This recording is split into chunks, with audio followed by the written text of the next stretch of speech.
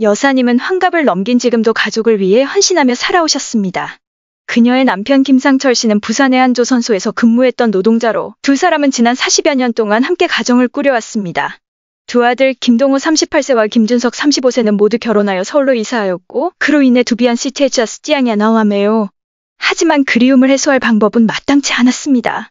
장남인 김동호는 말수가 적고 과묵한 성격입니다. 어릴 때부터 원칙을 중요하게 여기며 감정을 잘 드러내지 않는 편이었습니다. 대학 졸업 후 서울의 한 대형 금융회사에 취직했고 그곳에서 머리가 좋고 냉철한 성격의 혜진을 만나 결혼했습니다. 그러나 결혼 후 혜진은 시댁에 별로 관심을 보이지 않았습니다. 그녀는 좀처럼 연락도 하지 않았고 명절 때조차도 시댁 방문을 꺼렸습니다. 가끔 찾아와도 잠깐 인사만 나누고 금방 자리를 떠났습니다. 비안 씨 제주함 아유 비아 비안. 이런 모습을 볼 때마다 김 여사는 아무 말 없이 가슴 한편이 씁쓸했지만 혹여 아들에게 비안 씨 제주함해요. 비행 차남인 김준석과 그의 아내 소연은 부모님과의 관계가 매우 돈독했습니다. 준석은 다정다감하고 부모님을 자주 챙기는 성격이고 소연은 온순하고 살뜰하며 시부모님을 극진히 모셨습니다. 그녀는 항상 안부 전화를 걸고 특별한 날이면 선물을 보내며 시간이 될 때마다 부산까지 내려와 시부모님을 돕곤 했습니다. 소연에게 시부모님을 챙기는 일은 의무가 아니라 자연스럽게 우러나오는 사랑의 표현이었습니다. 김 여사는 동네 사람들에게 며느리 이야기를 할 때마다 얼굴에 자랑스러운 미소를 띄웠습니다. 한때 자식들의 웃음소리로 가득했던 부산의 작은 집은 이제 두 노부부만이 조용히 지켜가고 있습니다. 가족이 함께 둘러앉던 식탁도 점점 쓸쓸해졌고 명절은 기다림만이 가득한 날이 되어버렸습니다. 비안씨 체자스디안지 아나스디안지안 비안씨 체자스디안지 안나마유. 한 사람은 거리를 두고 한 사람은 애정을 가지고 다가오는 모습을 보면서 김 여사는 문득 가족끼리 사랑하고 서로를 챙기는 일이 이렇게 어려운 것일까? 라는 생각이 들곤 했습니다. 비안씨 체자스디안지 안나마유. 시간이 지나면 모든 것이 변할 것이고 언젠가는 혜진도 마음을 열어주리라 믿었습니다. 그러나 그녀의 기대는 빗나갔습니다. 혜진은 변하기는커녕 점점 더 거리를 두었고 마치 시댁의 자신의 상관은 아무런 상관도 없는 것처럼 행동했습니다. 혜진은 결혼 초부터 시댁과 뚜렷한 거리를 두었다. 결혼식 날 시부모님과 친척들에게 예의 바르게 인사하고 웃으며 대했지만 그날 이후 그녀는 점점 거리를 두기 시작했다. 시어머니의 전화는 점점 줄어들었고 시댁을 방문하는 일도 드물어졌다. 그녀는 늘 바쁘다는 이유를 댔고 여사님은 환갑을 넘긴 지금도 가족을 위해 헌신하며 살아오셨습니다. 그녀의 남편 김상철 씨는 부산의 한 조선소에서 근무했던 노동자로 두 사람은 지난 40여 년 동안 함께 가정을 꾸려왔습니다. 두 아들 김동호 38세와 김준석 35세는 모두 결혼하여 서울로 이사하였고 그로 인해 두비안 시체자스 찌양이 나와매요. 하지만 그리움을 해소할 방법은 마땅치 않았습니다. 장남인 김동호는 말수가 적고 과묵한 성격입니다. 어릴 때부터 원칙을 중요하게 여기며 감정을 잘 드러내지 않는 편이었습니다. 대학 졸업 후 서울의 한 대형 금융회사에 취직했고 그곳에서 머리가 좋고 냉철한 성격의 혜진을 만나 결혼했습니다. 그러나 결혼 후 혜진은 시댁에 별로 관심을 보이지 않았습니다. 그녀는 좀처럼 연락도 하지 않았고 명절 때조차도 시댁 방문을 꺼렸습니다. 가끔 찾아와도 잠깐 인사만 나누고 금방 자리를 떠났습니다. 비안 씨 제주함 아유 비아 비안. 이런 모습을 볼 때마다 김 여사는 아무 말 없이 가슴 한편이 씁쓸했지만 혹여 아들에게 비안 씨 제주함해요. 비행 차남인 김준석과 그의 아내 소연은 부모님과의 관계가 매우 돈독했습니다. 준석은 다정다감하고 부모님을 자주 챙기는 성격이고 소연은 온순하고 살뜰하며 시부모님을 극진히 모셨습니다. 그녀는 항상 안부 전화를 걸고 특별한 날이면 선물을 보내며 시간이 될 때마다 부산까지 내려와 시부모님을 돕곤 했습니다. 소연에게 시부모님을 챙기는 일은 의무가 아니라 자연스럽게 우러나오는 사랑의 표현이었습니다. 김 여사는 동네 사람들에게 며느리 이야기를 할 때마다 얼굴에 자랑스러운 미소를 띄웠습니다. 한때 자식들의 웃음소리로 가득했던 부산의 작은 집은 이제 두 노부부만이 조용히 지켜가고 있습니다. 가족이 함께 둘러앉던 식탁도 점점 쓸쓸해졌고 명절은 기다림만이 가득한 날이 되어버렸습니다. 비안씨 체자스디안지 아나스디안지안 비안씨 체자스디안지 안나마유. 한 사람은 거리를 두고 한 사람은 애정을 가지고 다가오는 모습을 보면서 김 여사는 문득 가족끼리 사랑하고 서로를 챙기는 일이 이렇게 어려운 것일까? 라는 생각이 들곤 했습니다. 비안씨 체자스디안지 안나마유. 시간이 지나면 모든 것이 변할 것이고 언젠가는 혜진도 마음을 열어주리라 믿었습니다. 그러나 그녀의 기대는 빗나갔습니다. 혜진은 변하기는커녕 점점 더 거리를 두었고 마치 시댁의 자신의 상관은 아무런 상관도 없는 것처럼 행동했습니다. 혜진은 결혼 초부터 시댁과 뚜렷한 거리를 두었다. 결혼식 날 시부모님과 친척들에게 예의 바르게 인사하고 웃으며 대했지만 그날 이후 그녀는 점점 거리를 두기 시작했다. 시어머니의 전화는 점점 줄어들었고 시댁을 방문하는 일도 드물어졌다. 그녀는 늘 바쁘다는 이유를 댔고 큰며느리에게 시댁이라는 존재는 애초부터 중요한 의미를 가지지 않았다는 사실을. 준석은 소박하지만 따뜻한 결혼식을 올렸다. 그날 김씨는 환하게 웃는 아들의 얼굴과 다정한 새며느리를 보며 가슴 한편에 희망이 피어올랐다. 소연은 혜진과 달랐다. 그녀는 누구의 강요도 없이 빠르게 시댁에 적응했다. 첫날부터 김씨와 자연스럽게 대화를 나누며 가족에 대한 이야기를 듣고 남들이 대수롭지 않게 여기는 사소한 것들까지 세심하게 물었다. 김씨가 상철씨의 건강을 걱정할 때 소연은 직접 전화를 걸어 병원에 가보라고 권했다. 김씨가 서울로 과일을 보내면 소연은 단순히 감사 인사만 하는 것이 아니라 직접 고른 작은 선물을 함께 보내며 마음을 표현했다. 전화할 때마다 소연의 목소리는 밝고 부드러웠다. 그녀는 단순한 안부 인사로 대화를 끝내는 법이 없었고 언제나 진심 어린 관심을 보였다. 명절이 다가오면 소연은 먼저 부산에 내려갈 계획을 세우며 한 번도 핑계를 대며 피한 적이 없었다. 첫 명절을 시댁에서 보낼 때 그녀는 힘든 내색 하나 없이 김씨를 도와 명절 음식을 준비했다. 전통 음식에 익숙하지 않았지만 하나하나 배우며 인내심 있게 시어머니의 가르침을 따랐다. 떡을 정성스럽게 빚는 소연을 보며 김씨는 감동스러우면서도 한편으로는 안타까운 마음이 들었다. 늘 바쁘다는 핑계로 가족과 함께하는 순간을 피했던 큰며느리가 떠올랐기 때문이다. 어느 날 김씨가 허리를 다쳐 며칠 동안 자리에 누워 있어야 했다. 이 소식을 듣자마자 소연은 바쁜 업무 중에도 바로 기차표를 예매하고 부산으로 내려왔다. 그녀는 김씨를 정성껏 간호할 뿐만 아니라 집안일을 도맡아 하며 두 어른이 손 하나 까딱하지 않도록 배려했다. 그런 소연을 바라보며 김씨는 감사함과 동시에 씁쓸한 감정을 느꼈다. 만약 혜진이었다면 과연 이렇게 달려왔을까? 대답은 이미 뻔했다. 소연이 가족의 일원이 된 후 집안 분위기는 한층 따뜻해졌다. 더 이상 큰며느리의 부재만이 대화의 주제가 되는 것이 아니라 작은 며느리의 다정한 이야기로 가득 찼다. 원래 말수가 적은 상철씨도 소연 이야기가 나오면 흐뭇한 미소를 지으며 참속 깊고 살뜰한 아이야라고 말했다. 이웃들 또한 김씨에게 좋은 며느리를 얻었다며 부러움을 표했다. 명절이면 준석의 작은 가족이 부산에 내려와 집안이 한층 북적였다. 소연은 늘 작은 선물을 챙겨왔는데 때로는 김씨가 좋아하는 차 한 상자, 때로는 상철씨를 위한 새 스웨터였다. 그저 예의를 차리기 위해서가 아니라 진심으로 마음을 전하고 싶어서였다. 한편 동혼에는 여전히 달라진 것이 없었다. 특별한 날이 다가오면 김씨는 늘 큰아들에게 전화를 걸어 내려올 수 있는지 물었지만 돌아오는 대답은 언제나 같았다. 엄마, 우리 너무 바빠요. 다음에 갈게요. 혜진에 대해 물어보면 동호는 짧게 대답하고 더 이상 말을 잇지 않았다. 김씨도 이제는 더 묻고 싶지 않았다. 시간이 흐를수록 두 며느리의 차이는 더욱 분명해졌다. 한 사람은 가족에게 다가가려 했고 한 사람은 스스로 멀어졌다. 한 사람은 시댁을 친가처럼 여기며 정성을 다했지만 한 사람은 그들을 그저 남처럼 대했다. 안타까운 건 그 길을 스스로 택한 것이 다름 아닌 혜진이라는 사실이었다. 틴혜진의 임신 소식은 갑작스럽게 김씨 집안에 전해졌지만 모두가 기뻐했다. 동호가 전화를 걸어 소식을 전했을 때 김씨는 감격해서 눈물이 글썽일 정도였다. 첫 손주 오랫동안 기다려온 그 아이가 드디어 태어나려 하고 있었다. 혜진이 시댁과 그리 가깝지 않다는 것을 알지만 그녀는 아이의 존재가 가족을 더욱 가깝게 만들어줄 것이라고 기대했다. 소식을 듣자마자 김씨는 서울로 보낼 물건들을 준비하기 시작했다. 영양제부터 건강식품, 임산부를 위한 부드러운 옷까지 하나하나 정성스럽게 골랐다. 그리고 동호에게 전화를 걸어 아내를 잘 챙기라고 당부했다. 식사는 제대로 하고 있는지, 잠은 잘 자고 있는지 신경 써야 한다고 거듭 강조했다. 동호는 항상 효자였고 어머니의 말에 네 알겠습니다라고 대답했지만 그의 목소리에는 피로감이 묻어 있었다. 말하지 않아도 알 수 있었다. 김씨는 아들의 결혼 생활이 자신이 기대했던 것만큼 순탄하지 않다는 사실을 느낄 수 있었다. 혜진은 따로 전화를 걸어 감사 인사를 하지 않았다. 하지만 김씨는 개의치 않았다. 임신으로 몸이 힘들어 세세한 것까지 신경 쓸 겨를이 없을 거라고 생각했다. 하지만 시간이 지나면서 단순한 무심함이 아니라 자신과 며느리 사이의 거리가 점점 더 멀어지고 있다는 걸 깨달았다. 임신 소식을 알린 이후로 혜진은 한 번도 시댁에 먼저 연락하지 않았고 자신의 상태에 대해 어떠한 이야기도 나누지 않았다. 김씨가 아들의 입을 통해 겨우 소식을 들을 뿐이었는데 그마저도 아주 간략하게 전해질 뿐이었다. 김씨는 서울에 올라가 며느리를 직접 만나고 싶었다. 하지만 그 이야기를 꺼내자 동호는 얼버무렸다. 혜진이 일이 바쁘고 건강이 불안정해서 손님을 맞이하기 어렵다는 핑계를 댔다. 하지만 김씨는 그것이 단순한 핑계일 뿐이라는 걸 알았다. 굳이 말하지 않아도 분명한 사실이었다. 며느리는 자신을 만나고 싶어 하지 않았다. 그 생각에 김씨의 마음은 아팠다.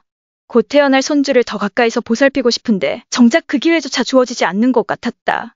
그럼에도 불구하고 김 씨는 부정적인 감정이 자신의 기쁨을 망치게 두고 싶지 않았다. 아이가 태어나면 모든 것이 달라질 거라고 믿었다. 아무리 차가운 사람이라도 어머니가 되고 나면 가족의 정을 느끼게 될 거라고 생각했다. 하지만 그녀는 예상하지 못했다. 출산이 다가와도 혜진의 태도는 변하지 않았다.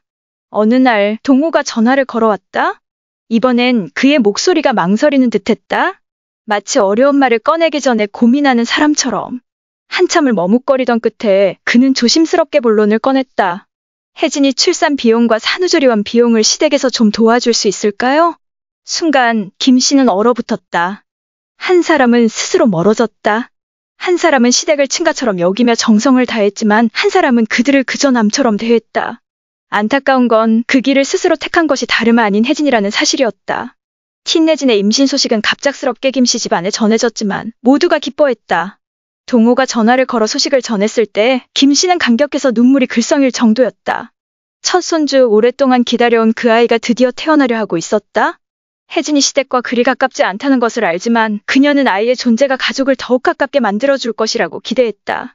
소식을 듣자마자 김 씨는 서울로 보낼 물건들을 준비하기 시작했다. 영양제부터 건강식품, 임산부를 위한 부드러운 옷까지 하나하나 정성스럽게 골랐다. 그리고 동호에게 전화를 걸어 아내를 잘 챙기라고 당부했다. 식사는 제대로 하고 있는지, 잠은 잘 자고 있는지 신경 써야 한다고 거듭 강조했다. 동호는 항상 효자였고 어머니의 말에 네 알겠습니다라고 대답했지만 그의 목소리에는 피로감이 묻어 있었다. 말하지 않아도 알 수 있었다. 김 씨는 아들의 결혼 생활이 자신이 기대했던 것만큼 순탄하지 않다는 사실을 느낄 수 있었다. 혜진은 따로 전화를 걸어 감사 인사를 하지 않았다. 하지만 김 씨는 개의치 않았다. 임신으로 몸이 힘들어 세세한 것까지 신경 쓸 겨를이 없을 거라고 생각했다. 하지만 시간이 지나면서 단순한 무심함이 아니라 자신과 며느리 사이의 거리가 점점 더 멀어지고 있다는 걸 깨달았다. 임신 소식을 알린 이후로 혜진은 한 번도 시댁에 먼저 연락하지 않았고 자신의 상태에 대해 어떠한 이야기도 나누지 않았다. 김 씨가 아들의 입을 통해 겨우 소식을 들을 뿐이었는데 그마저도 아주 간략하게 전해질 뿐이었다. 김 씨는 서울에 올라가 며느리를 직접 만나고 싶었다. 하지만 그 이야기를 꺼내자 동호는 얼버무렸다. 혜진이 일이 바쁘고 건강이 불안정해서 손님을 맞이하기 어렵다는 핑계를 댔다. 하지만 김 씨는 그것이 단순한 핑계일 뿐이라는 걸 알았다. 굳이 말하지 않아도 분명한 사실이었다. 며느리는 자신을 만나고 싶어 하지 않았다. 그 생각에 김 씨의 마음은 아팠다. 곧 태어날 손주를 더 가까이서 보살피고 싶은데 정작 그 기회조차 주어지지 않는 것 같았다. 그럼에도 불구하고 김 씨는 부정적인 감정이 자신의 기쁨을 망치게 두고 싶지 않았다. 아이가 태어나면 모든 것이 달라질 거라고 믿었다. 아무리 차가운 사람이라도 어머니가 되고 나면 가족의 정을 느끼게 될 거라고 생각했다. 하지만 그녀는 예상하지 못했다. 출산이 다가와도 혜진의 태도는 변하지 않았다. 어느 날 동호가 전화를 걸어왔다. 이번엔 그의 목소리가 망설이는 듯했다. 마치 어려운 말을 꺼내기 전에 고민하는 사람처럼. 한참을 머뭇거리던 끝에 그는 조심스럽게 본론을 꺼냈다. 혜진이 출산 비용과 산후조리원 비용을 시댁에서 좀 도와줄 수 있을까요? 순간 김 씨는 얼어붙었다. 차가운 물 한 바가지를 뒤집어 쓴 듯 가슴 깊이 스며들었다. 그럼에도 불구하고 그녀는 감정을 억누르며 담담하게 행동하려 했다. 남편에게 서울에 올라가 아이를 보러 가자고 했지만 김상철 씨는 조용히 그녀를 바라볼 뿐이었다. 그리고 잠시 후 나지막이 말했다. 굳이 서두를 필요 없지 않을까? 짧은 한마디였지만 그 속에 담긴 의미를 김 씨는 단번에 이해했다. 남편 역시 그녀와 같은 마음이었다. 이제 그들 부부는 더 이상 아들 내외의 삶에서 중요한 존재가 아니라는 것을? 일주일 후 그녀는 다시 한번 용기를 내어 동호에게 전화를 걸었다. 아이를 보러 가도 되냐고 물었다. 하지만 동호는 머뭇거리며 말했다. 혜진이 피곤해해서 아직 손님 받을 상태가 아니에요. 김 씨는 속으로 한숨을 삼키며 다시 물었다. 그럼 언제쯤 갈 수 있을까? 이번에는 동호가 한동안 아무 말도 하지 않았다. 그리고 한참 후에야 조용히 말했다. 좀 더 지켜보고요. 나중에 다시 얘기해요. 그녀는 더 이상 묻지 않았다. 그리고 다시는 전화를 걸지 않았다. 시간이 흘렀지만 김 씨는 여전히 아이에 대한 소식을 들을 수 없었다. 아무도 그녀에게 사진 한 장 보내주지 않았고 아이가 어떻게 지내는지 궁금해할 틈도 주어지지 않았다. 그런데 우연히 들려온 소식은 그녀의 가슴을 더 쓰라리게 했다. 혜진의 친정 부모는 자주 찾아와 손주를 돌보며 심지어 일정 기간 동안 아이를 집으로 데려가 함께 지냈다는 것이었다. 그때 그녀는 인정할 수밖에 없었다. 혜진에게 있어 가족은 오직 친정뿐이었다. 시댁은 그저 남남일 뿐이었다. 그리고 시간이 지나면서 김 씨와 아들 내외 사이의 침묵은 점점 길어졌다. 그녀는 더 이상 연락을 하지 않았고 기대하지도 않았다. 예전에는 어떻게든 관계를 회복하고 싶었지만 이제는 깨달았다. 애초에 마음이 없었던 사람을 붙잡는 것은 의미 없는 일이었다. 어느 날 그녀는 정원에서 잠시 쉬고 있었다. 그때 낯선 번호로부터 메시지가 왔다. 조심스레 확인하니 갓 태어난 아기의 사진이 한 장 담겨 있었다. 그리고 아래에는 짧은 한마디. 아기예요. 그뿐이었다. 인사도 따뜻한 말 한마디도 없었다. 단지 사진 한 장, 마치 의무적으로 보내야 하는 것을 마친 듯한 느낌이었다. 김 씨는 그 사진을 한참 바라보다가 조용히 휴대폰을 내려놓았다. 이상하게도 더 이상 가슴이 아프지 않았다. 그저 공허할 뿐이었다. 그녀는 답장을 보내지 않았다. 그리고 그 순간 깨달았다. 아무리 애써도 내 것이 될 수 없는 것들이 있다. 이제는 더 이상 기대하지 않을 때가 된 것이다. 혜진은 출산 직후 시댁의 침묵을 크게 신경 쓰지 않았다. 원래부터 그들이 자신의 삶에 간섭하는 것을 좋아하지 않았기에 시댁에서 전화 한 통 오지 않고 아이를 보러 오지도 않는 상황이 불편하기보다는 오히려 속이 편했다. 출산 후 며칠 동안 친정엄마와 가족들의 보살핌을 받으며 지냈고 시댁의 관심 따위는 필요 없다고 생각했다. 애초부터 기대하지도 않았으니까. 하지만 시간이 지나면서 그녀는 뭔가 이상하다는 걸 느끼기 시작했다. 시어머니를 좋아하지는 않았지만 그래도 김 여사가 손자의 존재를 완전히 외면하는 건 예상 밖이었다. 최소한 아이를 한 번쯤 보고 싶어 하거나 안부라도 물어볼 줄 알았는데 출산 이후 단 한 번도 연락이 없었다. 처음에는 어쩌면 시어머니가 자신이 먼저 연락하기를 기다리는 건가 싶었지만 그녀는 그렇게 하고 싶지 않았다. 시댁과 거리 두는 삶에 익숙했고 스스로 세운 원칙을 깨고 싶지 않았다. 하지만 몇 달이 흐르는 동안 시부모가 동선의 가족을 대하는 방식을 듣게 되면서 그녀의 마음이 흔들리기 시작했다. 어느 날 친구와 이야기를 나누다가 다른 집안에서는 보통 조부모가 손주를 자주 보러 가고 경제적으로도 많은 도움을 준다는 얘기를 들었다. 어떤 시부모는 손주의 교육비를 미리 마련해주고 아예 집을 사서 자녀 부부가 안정적으로 살 수 있도록 도와준다고도 했다. 그 말을 들은 혜진은 자신도 며느리고 자신의 아이도 똑같이 손주인데 왜 시댁은 아무런 관심도 도움도 주지 않는 건지 억울한 기분이 들었다. 그 생각이 머릿속에서 떠나지 않았다. 특히 시어머니가 소연을 어떻게 대하는지 생각할수록 더욱 그랬다.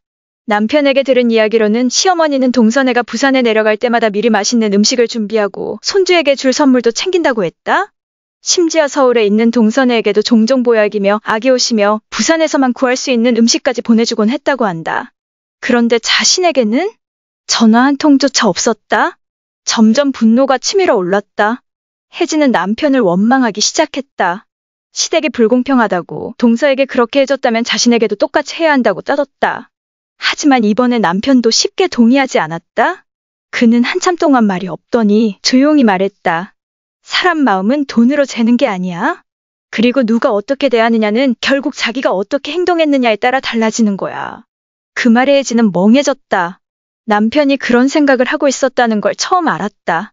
그녀는 늘 아무리 시댁과 거리를 두더라도 자신은 여전히 남편의 아내이고 집안의 맏며느리라고 생각했다. 하지만 지금 남편의 말은 그녀가 단 한 번도 생각해보지 않았던 사실을 깨닫게 했다. 자신이 먼저 주지 않았으니 받을 것도 없다는 것. 화가 났다. 그녀는 남편과 다투기 시작했다. 자신은 며느리로서 할 만큼 했다고 그 집안의 대를 이어줄 손주까지 낳아줬는데 왜 이제 와서 자신이 외면받아야 하느냐고 따졌다. 오히려 시어머니가 먼저 다가오지 않았기에 이런 관계가 된 것 아니냐고 동서는 마치 친딸처럼 아껴주면서 자신은 왜 이렇게 대하는지 이해할 수 없다고 말했다. 남편은 바로 반박하지 않았다. 대신 한참 동안 혜진을 바라보다가 조용히 말했다. 어떤 일들은 남이 만들어내는 게 아니야. 결국 스스로 선택하는 거지. 그 말을 듣는 순간 혜진은 숨이 막혔다. 반박하고 싶었지만 머릿속이 복잡했다. 그녀는 인정하고 싶지 않았지만 시어머니도 남편도 틀린 말을 한 건 아니었다. 하지만 그렇다고 이대로 넘어갈 수는 없었다. 그녀는 시댁이 자신을 이렇게 대하는 게 잘못됐다는 걸 알리고 싶었고 자신도 가족의 일부라는 걸 깨닫게 해주고 싶었다. 다음 날 그녀는 몇 달 만에 처음으로 시어머니에게 전화를 걸었다. 그러나 수화기 너머에서 들려오는 목소리는 그녀가 예상했던 것과 달랐다. 김 여사는 여전히 예의 바르고 친절했지만 어딘가 차가운 거리감이 느껴졌다. 혜진이 손주에 대한 관심을 표현하지 않는 이유를 묻자 시어머니는 쓴웃음을 지으며 말했다. 내가 우리를 가족으로 받아들이길 원한다면 먼저 기회를 줘야 하지 않겠니? 혜진은 아무 말도 할 수 없었다. 왜냐하면 인정하기는 싫었지만 시어머니의 말이 틀리지 않았기 때문이다. 최명자는 오래전부터 딸의 시댁을 좋게 생각하지 않았다. 혜진이 결혼할 때부터 딸에게 굳이 시댁과 가까이 지낼 필요 없다고 말하며 그냥 자기 인생만 잘 살면 된다고 당부했다. 누구도 끼어들지 못하게 하고 시댁과의 관계를 굳이 힘들게 유지할 필요가 없다고 생각했다. 딸이 먼 곳으로 시집을 간 만큼 억지로 애쓸 필요가 없다고 여겼던 것이다. 그래서 수년 동안 최명자는 혜진에게 거리를 두라고 조언했고 괜히 불필요한 책임을 지지 말라고 강조했다. 혜진은 그 말을 따랐고 단순히 거리를 두는 것을 넘어 시댁을 거의 남처럼 대하며 꼭 필요할 때만 연락했다. 그러던 중 시어머니인 김씨가 첫째 아이를 낳을 때 지원해준 것 말고는 더 이상 금전적인 도움을 주지 않겠다고 전해 들었을 때 최명자는 크게 화를 냈다. 바로 딸에게 전화를 걸어 시댁이 얼마나 인색하고 몰상식한지 따져 물었다. 혜진 역시 시댁이 자신보다 동서에게 더 신경 쓰는 것 같아 내심 불만이 있었는데 거기에 어머니가 불만을 더 키운 것이다. 최명자는 계속해서 이 문제를 부풀리며 만약 지금 가만히 있으면 나중에 혜진의 아이 역시 차별받게 될 거라고 부추겼다. 몇 번이나 어머니의 말을 들은 끝에 혜진은 결국 남편에게 문제를 제기하기로 마음먹었다. 그날 저녁 남편 동호가 집에 돌아오자 혜진은 그를 붙잡고 따지기 시작했다. 왜 시댁 식구들이 자신보다 동서를 더 챙기는지, 왜 자신은 같은 며느리임에도 불구하고 공평하게 대우받지 못하는지, 왜 첫째 아이를 낳았을 때는 적은 돈만 주고 말았는지 묻는 혜진의 말에 동호는 당황할 수밖에 없었다. 아내가 이렇게까지 동서를 비교하며 생각하고 있었다는 사실에 충격을 받은 것이다. 동호는 왜 어머니가 소연을 더 챙기는지 잘 알고 있었지만 차마 아내에게 그 이유를 솔직히 말할 수는 없었다. 바로 혜진 자신이 스스로 거리를 만들어 왔다는 사실을. 부부의 말다툼은 밤늦게까지 이어졌다. 혜진은 끝내 동호에게 시어머니에게 전화를 걸어 공평하게 대해달라고 요구하라고 닥쳤다. 동호는 처음엔 참고 있었지만 혜진이 계속 돈 이야기를 꺼내고 어머니를 원망하는 말을 하자 더 이상 견딜 수 없었다. 그는 어머니는 누구를 차별한 적이 없다고, 다만 누가 어떻게 하느냐에 따라 돌아오는 것도 다를 뿐이라고 말했다. 그 말에 혜진은 잠시 말문이 막혔지만 다시 어머니 최명자의 영향으로 마음을 다잡았다. 다음 날 최명자는 더 이상 참지 못하고 직접 김씨에게 전화를 걸었다. 목소리엔 원망이 가득 담겨 있었다. 딸이 이런 대접을 받을 이유가 없다고, 시댁이 더 신경 써주고 경제적으로도 더 도와줘야 한다고 따졌다. 손주도 당신네 핏줄인데 어떻게 아이 엄마를 이렇게 홀대할 수 있냐고 말했다. 김씨는 그 말을 하나하나 들으면서 속으로는 씁쓸함을 느꼈다. 저 사람이야말로 딸에게 시댁과 멀리 지내라고 가르친 그 사람 아닌가? 그런데 이제 와서 왜 이런 말을 하는지 참 아이러니하다고 생각했다. 김씨는 참을성 있게 답했다. 자기는 며느리를 차별한 적이 없고 며느리가 먼저 다가오지 않으면 시어머니가 어떻게 친딸처럼 대할 수 있겠냐고. 그리고 가족이란 이유로 무조건적인 경제적 지원을 해야 할 의무는 없으며 한 번 도운 건 정이지만 계속해서 도와주는 건 당연한 게 아니라고 말했다. 그러나 최명자는 전혀 들으려 하지 않고 계속 원망만 했다. 혜진이 시댁에 안 가는 건 시댁이 따뜻하게 맞아주지 않아서 그런 거라고 주장했다. 그 말에 김씨는 더는 참을 수 없었다. 그래서 되물었다. 시댁에 반갑게 맞지 않는다면 왜 그동안 자신이 아들 집에 가려고 할 때마다 혜진이 오지 말라고 했냐고. 최명자는 잠시 말을 잇지 못했다가 다시 딸이 어쨌든 시댁에 손주를 낳아줬으니 그에 대한 책임이 있다고 주장했다. 그 말을 들은 김씨는 더 이상 이 대화가 의미 없다고 느꼈다. 자신이 아무리 설명해도 저쪽은 이해할 마음이 없다는 걸 알았기 때문이다. 그래서 김씨는 조용히 전화를 끊었고 최명자는 혼자분을 사귀지 못했다. 그 통화가 있고 며칠 지나지 않아 김씨는 혜진에게 문자 메시지를 받았다. 내용은 최명자가 한 말과 다를 바 없었다. 시댁이 공평하게 대우하지 않으면 앞으로 아무것도 기대하지 말라는 내용이었다. 김씨는 그 문자를 읽고 가만히 한숨을 쉬었다. 이미 오래전부터 큰며느리에 대한 기대는 접었지만 이제는 정말 미련도 없다는 것을 깨달았다. 스스로 남이 되기를 선택한 사람은 결국 영원히 남일 뿐이라는 것을. 김정숙 씨는 자신이 혜진에게 이런 태도를 취하게 될 줄은 전혀 예상하지 못했다. 하지만 너무 많은 상처를 받고 무시당하는 일이 반복되면서 그녀는 큰며느리가 결코 시댁을 자신의 가족으로 여기지 않았다는 사실을 깨닫게 되었다. 혜진이 스스로 남처럼 살겠다고 결정한 이상 그녀도 더 이상 붙잡을 이유가 없었다. 최명자 씨와의 대화 이후 김정숙 씨의 태도는 완전히 달라졌다. 더 이상 먼저 연락해 동호 부부의 안부를 묻지도 않았고 만나자는 말도 하지 않았다. 아들의 소식을 듣게 되어도 그저 흘려듣고 더 이상 관심을 두지 않았다.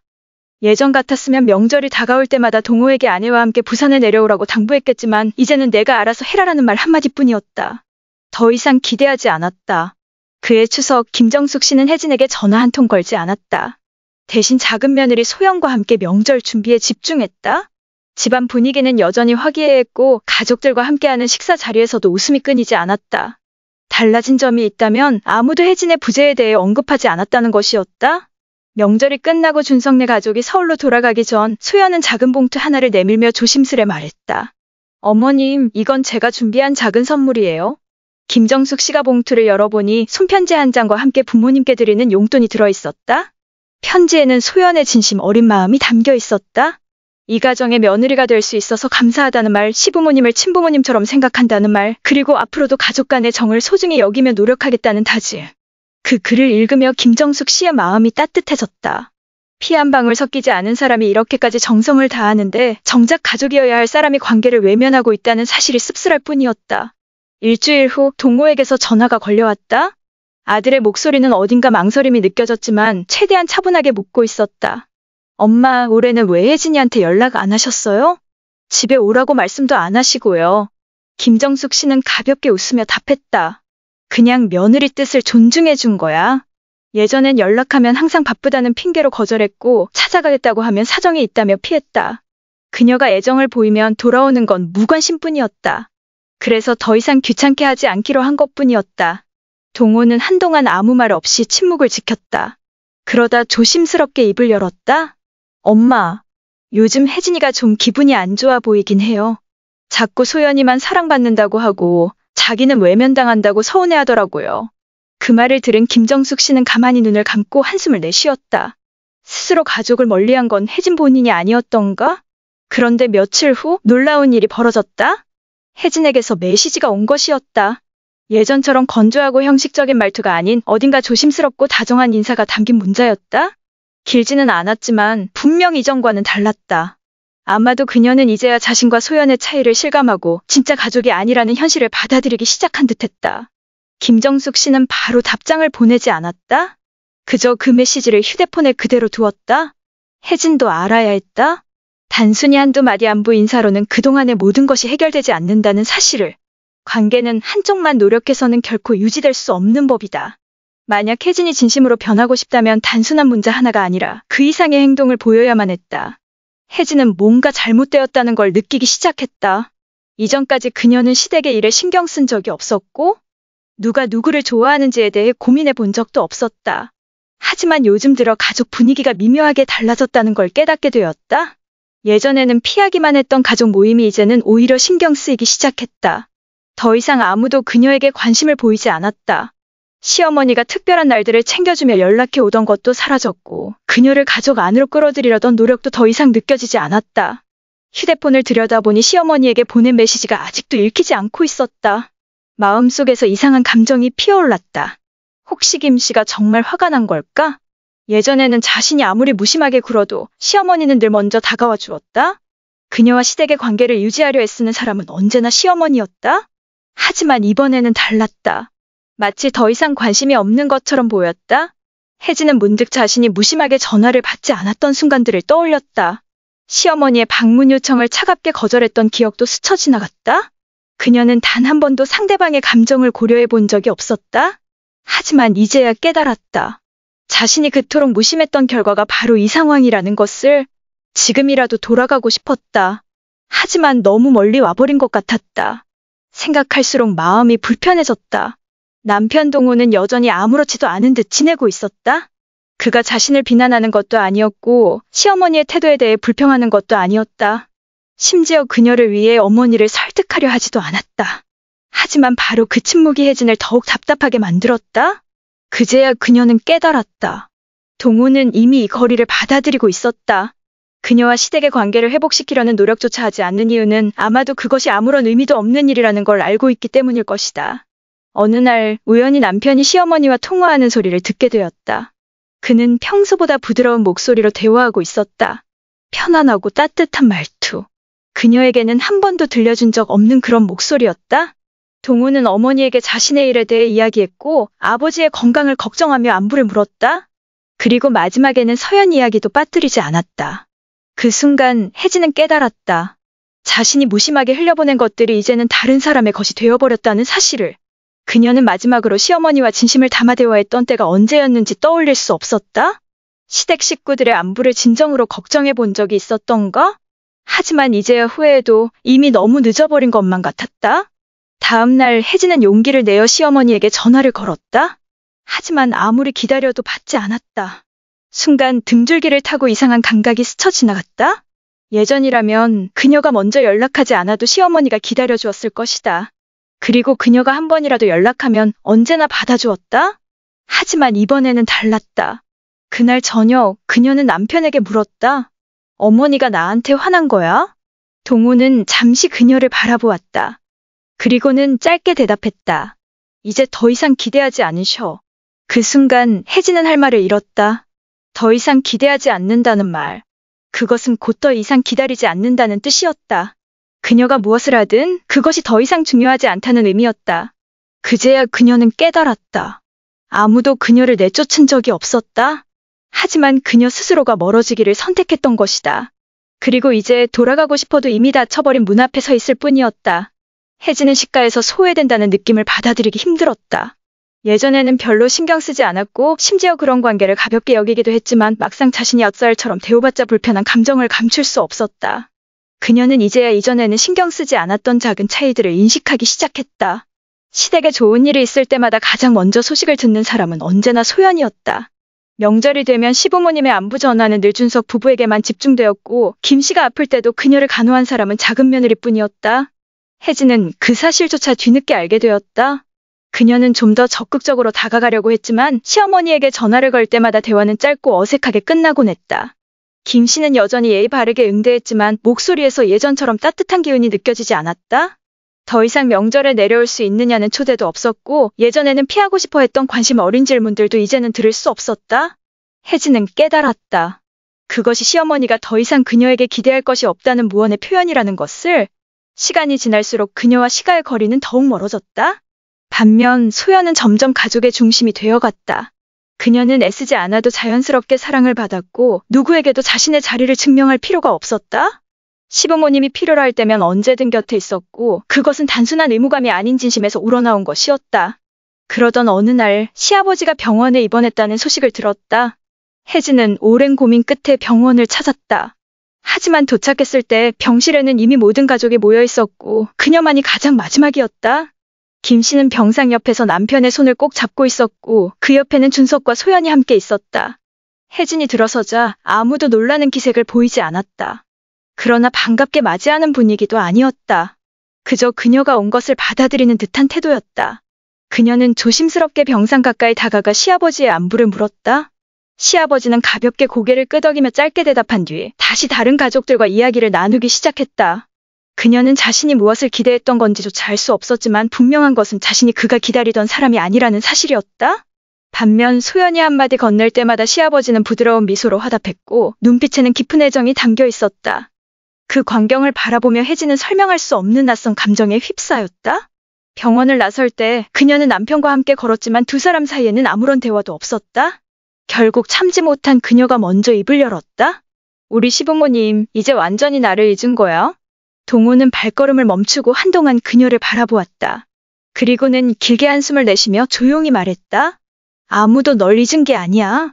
다만 이제는 내가 변할 거라고 기대하지 않을 뿐이야.